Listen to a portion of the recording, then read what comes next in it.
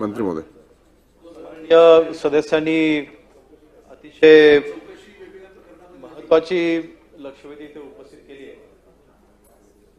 उत्तरामध्ये गडचिरोली जिल्ह्यामधील ज्या काही मिलधारकांनी शासनाची फसवणूक केलेली आहे किंवा चुकीच्या पद्धतीने जी कारवाई केलेली आहे त्यांच्यावरती आपण ज्या ज्या कारवाई केल्या त्याचा उल्लेख आपण इथे केलेला आहे।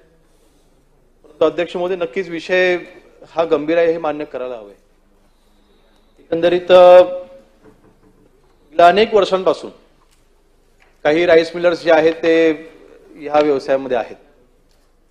त्याच्यामध्ये अध्यक्ष महोदय ह्यांचं मोडस ऑपरेटिंग देखील आपण लक्षात घेतलं पाहिजे। शेवटी सुरुवातच इथनं आहे की ज्यावेळेला शेतकऱ्याची नोंदणी करतो, शेतकऱ्यांची ज्यावेळेला नोंदणी होते, अध्यक्ष महोदय, नक्कीच काही प्रमाणात अपव्यवहार याच्यामध्ये आहे। आणि रजिस्ट्रेशन पासूनच आता आपल्या सर्वांना माहिती आहे की आपण केंद्र शासनाने आता ॲग्रीस्टॅक असेल त्यात आपण कंपल्सरी करतोय, ई पीक नोंदणी असेल त्याला आपण अग्रेसररित्या आपण महाराष्ट्रामध्ये राबवायचा आपण प्रयत्न करतोय। त्याचं कारण असं आहे, एखादा शेतकरी किती उत्पन्न घेतोय ह्याचा रेकॉर्ड हा शासनाला असला पाहिजे, त्यासाठी आपण हे कंपल्सरी करतो। शेतकऱ्यांचं नोंदणी रजिस्ट्रेशन करत असतानाच काही काही ठिकाणी असं आपल्याला आढळतंय की शेतकरी तिथे नाहीच आहे, त्याचे तिथे सातबार घेतले जातात, मग त्याची तिथे नोंदणी केली जाते। आता ही पहिलीच पायरी आहे, पहिल्या पायरीच्या वेळेस अशा नक्की काही गोष्टी होत आहेत। आणि अध्यक्ष महोदय, ह्या विषयाचं गांभीर्य लक्षात घेऊन नक्कीच, कारण शेवटी ही ऑनगोईंग प्रोसेस आहे, ह्याच्यानंतर ते राईस तो मिलवरती आणला जातो, त्याचं ते जे काही भरड केलं जातं त्यावेळेला देखील तिथे राईस तिथे प्रत्यक्षपणे न येणं, ह्या गोष्टी नक्कीच आमच्या देखील निदर्शनामध्ये आलेल्या आहेत आणि नक्कीच आम्ही गांभीर्याने घेतलेल्या आहेत। आणि आपलं लक्षवेधीच्या उत्तरामध्ये आपण असं देखील म्हटलंय की आपण आता 2 कोटीचा आता एखादा मिलधारकावरती आपण जवळपास जे दोषी गिरणीधारक आहे त्याच्यावर आपण 2 कोटीचा आपण त्यांना दंड देखील आकारला, परंतु माहिती घेतली असता हा देखील दंड भरलेला गेला नाहीये।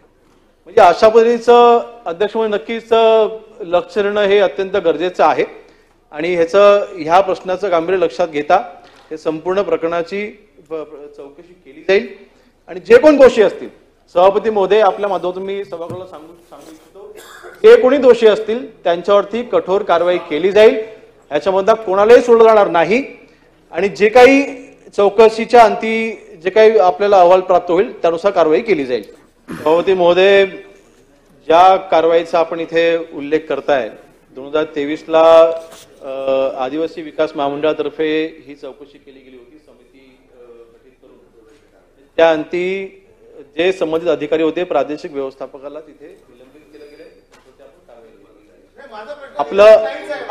आपला स्पेसिफिक जो प्रश्न आहे की मकोका याच्यामध्ये लावावा अशी आपली मागणी आहे। नक्कीच अध्यक्ष महोदय, ह्या बाबतीमधला जर का शेवटी ते संघटित जे गुन्हेगारी असेल त्याला आपण मकोका लावतो, त्या बाबतीमध्ये देखील आपण चौकशी करून जर का मकोका लागत असेल तर 100% मकोका लावला जाईल। आणि अध्यक्ष महोदय, आणि एकंदरीत खालच्या सभागृहामध्ये देखील सदर प्रश्न हा उपस्थित झाला होता, त्यावेळेला माननीय उपमुख्यमंत्री महोदय अजितदादांनी ह्यामध्ये अधिवेशनाच्या काळामध्येच बैठक घ्यायचं देखील त्यांनी कबूल केलेलं आहे।